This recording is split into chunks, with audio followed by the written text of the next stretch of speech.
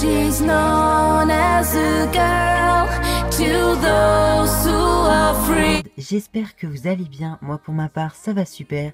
Et donc aujourd'hui je vous retrouve avec une nouvelle vidéo d'ici Super Hero Girls. Vous aurez reconnu la superbe Starfire qui est franchement magnifique. Alors sur ma chaîne vous pouvez déjà retrouver tous les personnages de la gamme ainsi que Katana là-bas dans sa version collector.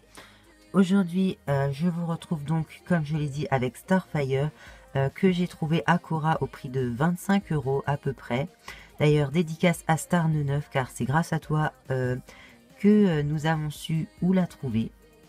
Sur ce, je vais tout de suite commencer par la boîte. Alors, l'avant de la boîte est exactement comme d'habitude avec DC Super Hero Eye dans le fond. Voilà, avec la silhouette de pas mal d'élèves. On a ici le logo DC Super Hero Girls.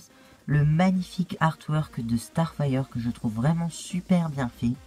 Son nom ainsi que son logo qui est une étoile filante ou une flamme, ça dépend du point de vue. Ici le logo DC. Voilà, par contre... avant, le plastique chevauchait la partie arrière. Ici, c'est tout sur le même plan. Voilà, alors c'est un peu moins bien, mais bon, c'est vraiment juste un détail. Les côtés sont transparents. À l'arrière, on a un portrait, encore une fois, du superbe artwork de Starfire. Ici, on a le logo ainsi que du texte. Je vous laisse faire pause si vous voulez lire. Pareil ici, au niveau de sa personnalité et de ses super pouvoirs. Là, on a quelques autres personnages de la gamme, même si elles ne sont vraiment pas toutes présentes. Là, voilà, la notice, tout le blabla qui, comme d'habitude, ne sert à rien. Et donc maintenant, je vais vous montrer la poupée qui est juste trop belle. Dans son intégralité, Starfire est assez simple par rapport aux autres personnages. Mais franchement, elle est super belle. Je crois que je l'ai dit au moins 15 fois, ça. Alors, elle a un teint de peau vraiment très particulier et très orangé. Franchement, moi, j'adore. Elle a des yeux verts avec du mauve sur la paupière. Ses sourcils sont plutôt violet foncé.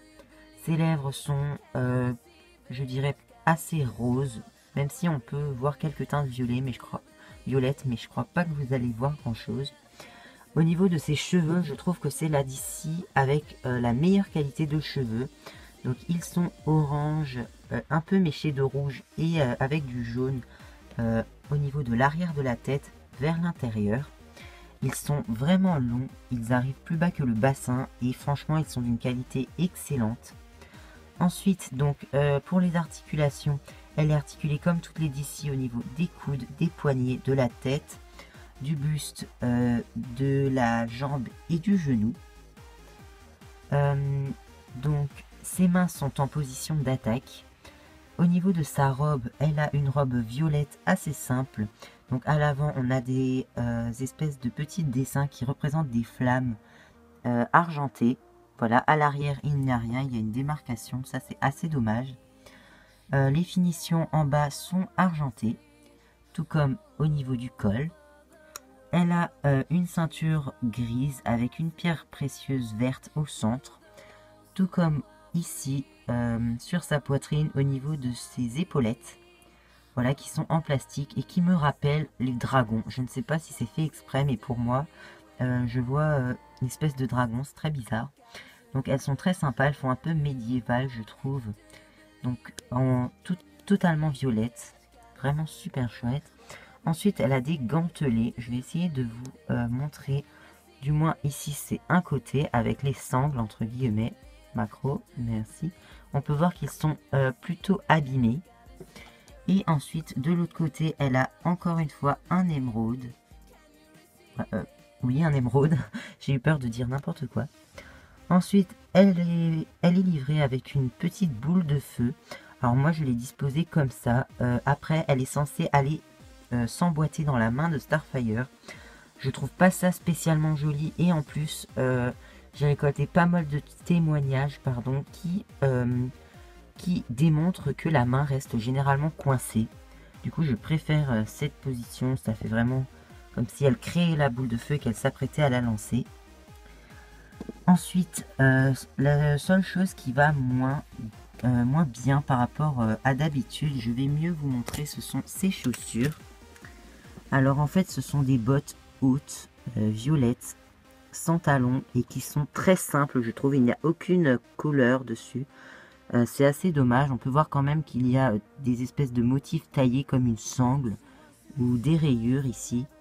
Mais franchement, elles sont assez mastoc et beaucoup moins belles que certaines chaussures d'ici qu'on a eues. Mais bon, voilà, en tout cas, elles permettent bien à la poupée de tenir debout toute seule, comme pour toutes les d'ici. Donc voilà. Alors comme dit, la poupée est livrée sans brosse et sans socle puisqu'elle est censée tenir debout toute seule. Par contre, elle vient avec une petite carte d'étudiante, comme celle-ci.